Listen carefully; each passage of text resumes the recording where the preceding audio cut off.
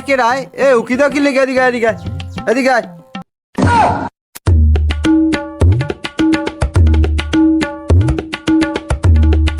কি হয়েছে কাকু বলান কা? এ ফকিন্দির খোলায় আমার সম্পর্কে তোর কোনো ধারণা আছে? তুই বলে আমার মাইয়েরা টাঙ্কি মারো।